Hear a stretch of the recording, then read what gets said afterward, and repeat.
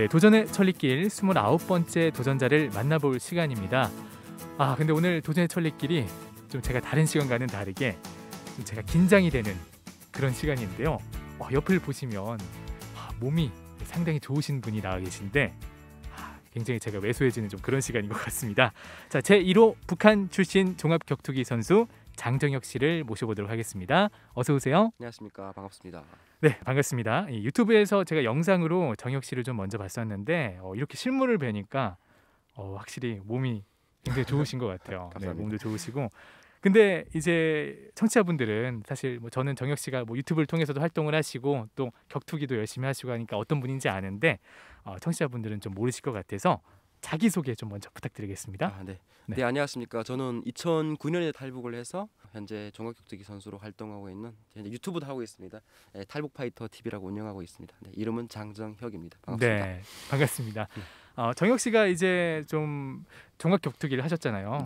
사실 한국에서도 인기가 있지만 현재 미국, 일본 이런 데서도 굉장히 인기 있는 게 종합격투기고, 하지만 좀 북한에서는 종합격투기라는 운동을 잘 모르시죠?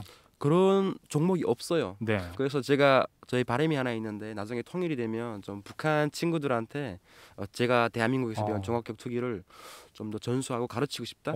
이런 소망이 있는 것 같습니다. 네, 그것도 굉장히 좋은 것 같아요. 좀 그러면은 북한 청취자분들께 이 격투기를 어떻게 좀 설명을 좀 쉽게 할 수 있을까요? 격투기라고 하면 대부분 사람들이 이미지가 되게 막싸움한다 생각하고 되게 안 좋은 이미지가 강하거든요.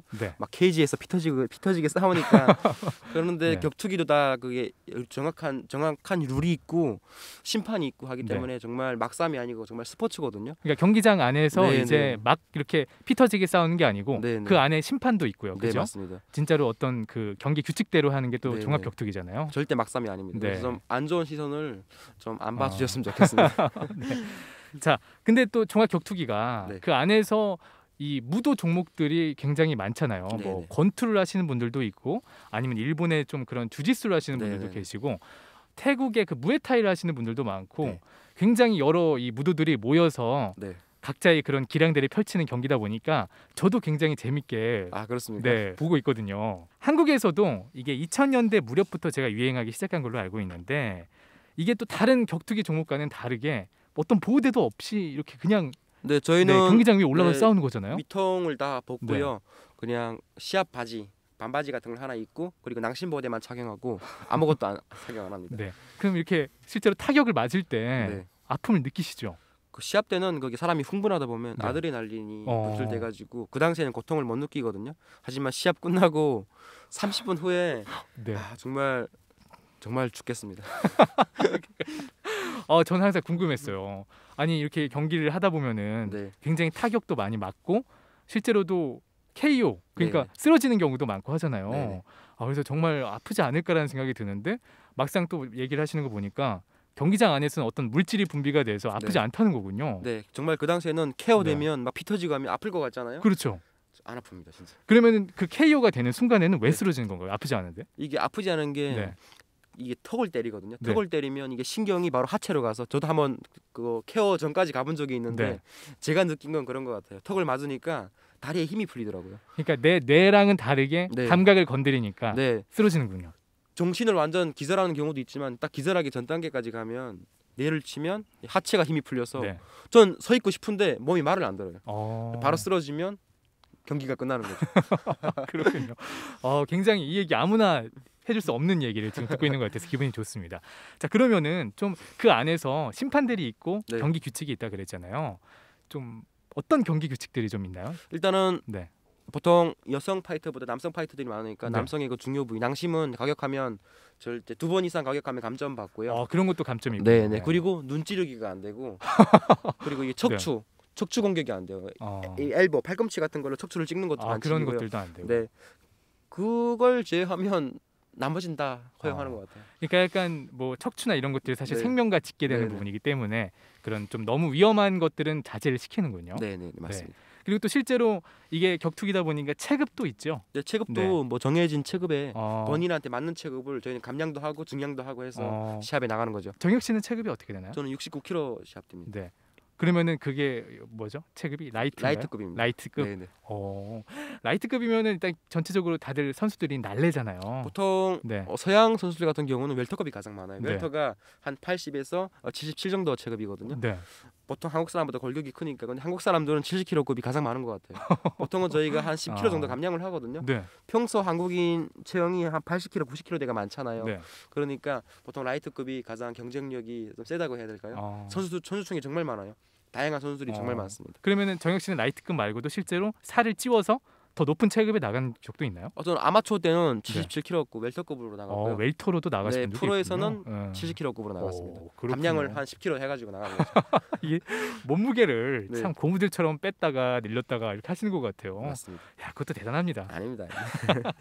자, 그래요. 그러면 아무래도 다양한 무술 기술로 싸우다 보니까 이 좀 위험하거나 그러진 않나요? 실제로도 위험한 것들이 좀 있을 것 같은데 어떤가요? 아무래도 이게 격투기라는 게 뭐 솔직히 스포츠 중에 위험하지 않은 스포츠는 없다고 생각하거든요. 네. 하지만 격투기는 상대를 쓰러뜨려야 제가 이기는 거잖아요. 네. 그게 위험하지 않다고 하면 당연히 거짓말이겠죠. 저 같은 경우도 특히 시합 때는 많이 안 다치는데 연습하다가 많이 다쳐요. 오히려 연습할 때요? 연습하다 저도 무릎이 돌아가서 선수 못 한다고 했었거든요. 네. 다행히 정말 별일 없이 잘 회복해서 시합 나간 건데 정말 위험합니다. 시합보다도 연습하는 시합을 준비하는 과정에서 파트너랑 부딪히고 뭐 팔목이 부러지고 다리 부러지고 이런 경우가 정말 상당히 많습니다. 그러니까 또 강도 높은 훈련을 진행을 하다 맞습니다. 보니까 그 생기는 부상 때문에 그런 것들도 위험할 수 있겠네요. 맞습니다. 네. 그럼 처음부터 정혁 씨는 격투기를 생각을 하고 계셨던 건가요? 아니면 어떻게 격투기를 시작하게 되셨나요? 저는 격투기라는 종목이 있는지도 몰랐고요. 네. 제가 탈북을 해서 제가 2009년에 탈북했거든요. 네. 바로 대한민국에 정착한 게 아니고 중국에서 한 3, 4년 살았어요. 네.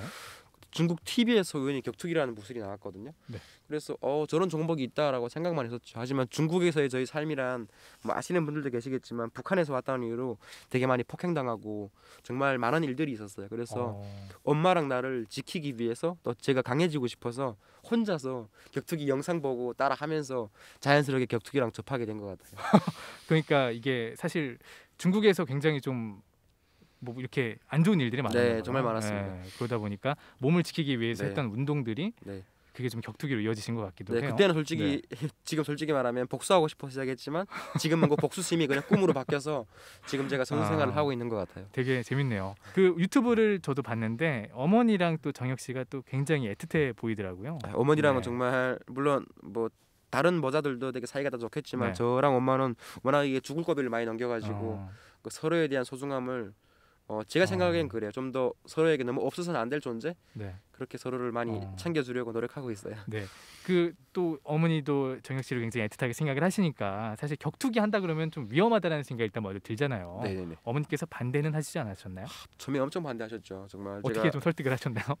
격투기라는 게 바로 이게 아마추어에서 프로에 데뷔하는 게 아니고 아마추어 과정을 엄청 걸쳐야 되거든요. 근데 아마추어 때는 경험을 쌓는 과정이니까 엄청 깨지고 또 패배도 하고 이기기도 하면서 경험을 쌓아야 되잖아요. 어머니는 그런 모습을 지켜보시면서 목숨 걸고 왔는데 일단 목숨 건 운동을 하냐 이런 식으로 엄청 반대하셨는데 프로에 올라가서 제가 일본 챔피언 니시카와 야마토를 KO 시켰어요. 그 경기 이후로 어머니가 지금 응원해주고 계십니다. 어머니가 그때 이제 가능성을 봤군요. 네, 인정해주신 거죠. 네, 사실 저도 만약에 자식을 낳았는데 뭐 물론 저도 때리겠지만 자식이 맞고 있으면 기분이 안 좋을 것 같다는 생각이 들어요. 그렇죠. 예. 저였어도 아마 반대를 하지 않을까 싶은데 맞습니다. 그래도 뭔가 가능성이 딱 보였으니까 어머니께서 허락을 하신 것 같습니다. 근데 이렇게 어머니의 반대도 있었지만 좀 운동을 알려주는 곳이 사실 중국에서도 찾기 어려웠을 것 같아요. 근데 중국에서는 뭐 체육관을 다닌 적이 없고요. 어떻게 좀 그렇게 운동을 혼자 그냥 기본기도 없이 산을 뛰고 정말 혼자 그냥 할 수 있는 최선을 다했던 것 같아요. 근데 하지만 대한민국과 전문적으로 배우니까 그게 혼자는 한계가 있잖아요. 독학이라는 게 한계가 있으니까 북한이 이런 얘기가 있어요. 모든 종목에는 돈 모금 기술이라는 게 있어요. 그게 뭐냐면 뭐 체육관을 등록하려고 해도 관비를 내야 되잖아요. 그래서 일단 돈을 지불해야 모든 종목이 기술이 발전할 수 있다. 이런 의미에서 북한에서 역시 돈 모금 뭐 노래, 돈 모금 동작 다 다르구나 이런 식으로 얘기하거든요. 그렇게 얘기를 하는군요. 돈을 먹은 동작이라 이렇게 얘기를 하는군요. 그 말이 맞는 것 같더라고요. 네. 하긴 또 우리가 또 고액의 이런 과외라든지 뭐 어떤 것들을 괜히 돈 주고 배우는 게 아니잖아요. 그렇죠. 그 사람의 딱 그 뭐랄까 노련한 스킬 이런 것들을 익히기 위해서 이렇게 비싼 돈을 주고 하는 거니까 돈 먹은 동작이라는 게 굉장히 공감이 되네요. 그래요. 그러면은 정혁 씨가 이제 2012년에 한국에 왔다고 하셨나요? 네네. 네. 2015년쯤에 제가 알기로는 이제 고등학교 3학년 때쯤이었나? 네. 그때 이제 SBS 동상이몽 네, 거기에 출연하신 거를 제가 본 적이 있어요. 그때 이제 종합격투기 선수가 꿈이었고 그거를 이제 반대하는 어머니 네 그렇게 얘기가 나왔었는데 어떻게 그 방송을 나가게 되셨어요? 일단 그 방송을 나갈 타이밍이 제가 운동을 딱 3개월 했을 때였어요. 공식적으로 그 운동을 시작했던 게 처음으로 글러브를 끼고 정말 제 스스로 감격이 젖어서 열심히 운동할 때였거든요. 네. 아무것도 모를 때였죠. 근데 같은 체육관에 그 액션 배우 형님이 계시거든요. 근데 그분이 그 동상이몽 작가님이랑 친분이 있으셔가지고 우리 체육관에 이런 청년이 있는데 이 방송을 나가면 좀 더 많은 사람들한테 알리고 저 꿈을 향하는데 좀 빠른 지름길이 되지 않을까. 그런 의미에서 저를 소개시켜 주셔가지고 그 작가님을 만나서 미팅을 하고 그렇게 방송을 자연스럽게 출연하게 된 거죠. 그러니까 어떤 계획적인 그런 게 아니고 정말 우연하게 저는 처음에 반대했어요. 부담스럽다. 근데 그렇죠. 그 형님이 말씀하시는데 이 방송을 출연하면 물론 안 좋은 것도 있겠지만 너한테 도움이 될 수 있는 게 많다라고 말씀하셔가지고 그래서 한번 나가게 된 것 같아요. 출연 후에 그럼 좀 어떤 점들이 좀 달라졌나요? 일단은 이런 청년이 있다고 하니까 많은 분들이 격투기 관련된 분들이 되게 많이 관심을 가져주시고요. 응원도 해주시고 또 격투기 이런 분야에 계신 분들과 많은 친분을 쌓을 수가 있었어요. 그래서 좀 프로에 데뷔하는데 좀 많은 도움을 받았죠. 네. 그러면 실제로 좀 유명했던 격투기 선수들도 정혁 씨한테 이렇게 와서 도와주겠다 이런 식으로 얘기를 했나요? 그런 경우도 있었고요. 그래서 많은 기술도 배우고 많은 도움을 받았습니다. 좀 그러면은 이제 그 이후로 좀 종합격투기 코치님들도 만나고 또 본격적으로 훈련을 시작하신 게 그 무렵쯤이군요. 확실히. 그때 이후로 운동을 본격적으로 시작한 거죠. 하루에 그러면 얼마나 훈련을 하세요? 저 같은 경우는 고등학생 때 학교를 끝나고 저녁 11시까지 거의 체육관에 방학 때랑 집에 안 들어갔어요. 하루 종일 붙어 있고 그게 너무 행복한 거예요. 외부에서는 스트레스가 많잖아요. 하지만 체육관에 있을 때는 그냥 모든 걸 다 내려놓고 운동에만 집중할 수 있어가지고 그냥 뭘 어쩌지 않아도 행복했어요. 하루 종일 있었습니다. 글러브 끼고. 그러니까 운동을 할 때 사실 저도 가끔씩 밖에 나가서 운동을 하긴 하거든요. 그럴 때는 이제 아무 생각이 없어지는 순간이잖아요. 운동할 때만큼은 맞습니다. 그게 좋아서 이제 정혁 씨도 운동을 열심히 하셨던 것 같네요. 맞습니다. 그러면 프로 선수로 데뷔하기 전까지 준비 기간은 어느 정도였나요? 한 3년 정도 걸린 것 같아요. 그럼 3년 동안 그렇게 열심히 계속 운동만 하셨어요? 네, 3년 동안 정말 아마추어에서도 많이 이기기도 하고 또 많이 패배하기도 하면서 정말 다양한 경험을 쌓았고요. 그리고 제가 일반 체육관에 있다가 전문적으로 선수들을 트레이닝하는 곳으로 코치님이 이제 스카우트 하셔가지고 넘어가게 됐거든요. 운동을 하고 있는데 어떤 분이 이제 전문적인 선수 체육관에서 그런데 거긴 정말 다른 세계인 거죠. 더 잘하는 사람들이 있고 정말 더 전문적으로 하는 곳이군요. UFC 아시나요? 그렇죠. UFC 격투기에 정말 별 같은 그런 단체잖아요. 전 세계 사람들이 하는 격투기가 UFC잖아요. 네, 맞습니다. 국내에서 UFC 뛰는 선수들도 되게 많았고요. 저는 일반 체육관에서 운동하던 사람이니까 정말 상대가 안 되잖아요. 정말 거짓말 아니고 2년 동안 죽도록 맞았습니다. 선배들한테 돌아가면서 한 40명이 계셨나? 그런데 돌아가면서 맞으니까 어느 순간에 그게 적응되고 사람이라는 게 참 신기하더라고요. 평소에 맞는 주먹도 어느 순간에 피하게 되고 이러면서 실력은 자연스럽게 올라가더라고요. 그렇군요. 혹시 뭐 이건 여담이긴 하지만 철권이라는 게임 혹시 아세요? 철권 알죠. 거기서 이제 철권도 이제 고인물 소위 엄청 잘하는 분들이 있잖아요. 그분들이 이제 새로 이제 철권을 게임하는 사람들한테 보통 이렇게 친절을 베풀지 않더라고요. 네, 맞습니다. 모르면 맞아야지. 그렇죠. 맞으면서 배우는 거다. 이러면서 엄청 때리시더라고요.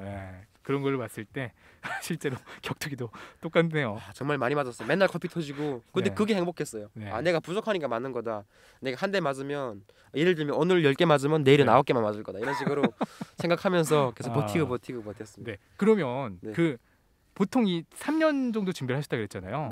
3년이라는 시간이 프로 보통 준비하는 그 정도 기간이 걸리나요? 아니면 좀 정혁 씨가 좀 빠른 편인가요? 사람마다 다 틀리고요. 어떤 친구들은 뭐 정말 몇 년 해도 뭐 운이 안 좋아서 데뷔 못하는 친구도 있고 아니면 뭐 다양한 이유가 있지만 저 같은 경우는 좀 빠른 편이에요. 나이도 되게 대부분 군대 선배들 같은 경우는 군대 전역하고 프로에 데뷔하거든요. 지금 제 나이 때 데뷔해요. 대부분 24, 25대. 정혁 씨가 운이 좋았군요. 네, 저 같은 경우는 좀 다행히 좀 빨리 데뷔한 편이죠. 좀 그러면 당시 훈련하면서 좀 많이 맞으셨다고 했는데 그 외에도 좀 힘들었던 점도 있었을까요? 아무래도 이게 문화 차이가 무시 못하잖아요. 제가 대한민국에서 사회생활 해본 것도 아니고 또 중국에서 너무 중국 사람들한테 무시받고 폭행도 많이 당하다 보니까 제 마음속에 우울증이 있었어요. 그래서 낯선 사람과의 대화도 너무 두려웠고 그래서 아무래도 북한에서 왔으니까 그 낯선 곳에 또 북한에서 온 친구가 들어가면 이상한 색안경으로 보는 시선이 분명히 네. 있을 거잖아요.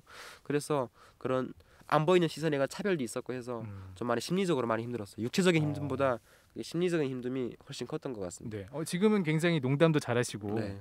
밝은 모습을 가지고 계신데 처음 한국에 왔을 때는 좀 많이 우울했죠. 많이 좀 지금과는 확실히 다른 모습이세요? 네, 저희 어머니가 맨날 지금도 가끔 얘기하시는데 네.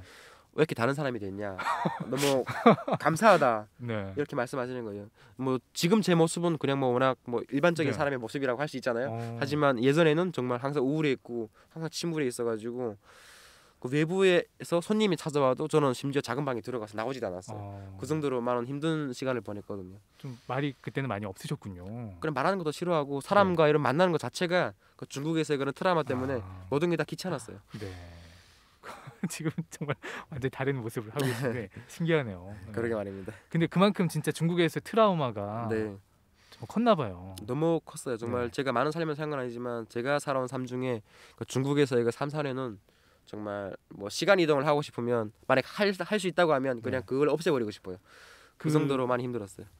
3년 정도 사셨다 그랬죠? 네. 네. 좀 뭐 제가 상상이 안 돼서 그런데 네. 어떻게 그렇게 좀 심하게 그렇게 학대를 하고 그러셨나요? 예를 들면 네. 한반도 땅이 있으면 그 한반도가 있잖아요. 네. 대한민국 분들이 중국에 가면 엄청 신격화돼 있어요. 네. 와 정말 이유 없이 존경하게 되고 네. 이유 없이 멋있다 이런 식으로 하면 북한에서 온 사람들은 그냥 거지. 중국말로 그런 인식이 있어요. 네, 중국말로 치가이라는 얘기가 있거든요. 네. 거지란 소리인데 항상 저희한테 얘기하는 게 거지 새끼들. 저는 그리고 중국에서 14살, 15살 때부터 막노동을 했었거든요. 네. 아파트 건설장에서 일도 했었는데 일하다가 이 큰 철근이 제 발등에 떨어져서 발이 다 박살났거든요. 아작 났는데 네. 북한에서 왔다는 이유로 치료비도 못 받고 월급도 못 받았어요. 진짜 차별을 많이 받았네요. 네, 엄청 받고 네. 또 화장실 갔다 온 쓰레파로 제 뺨을 치면서 막 욕하는데도 저는 할 수 있는 게 없었어요. 전화 한 통이면 북송돼서 저뿐만 아니라 엄마까지 위험해지니까. 그러니까요. 북송될 위험도 네, 있고 하니까. 저는 그냥 감수하는 네. 거죠. 이게 내 운명이다. 진짜 힘들었겠네요. 그때부터 이게 우울증이 너무 심각하게 온 것 같습니다. 네.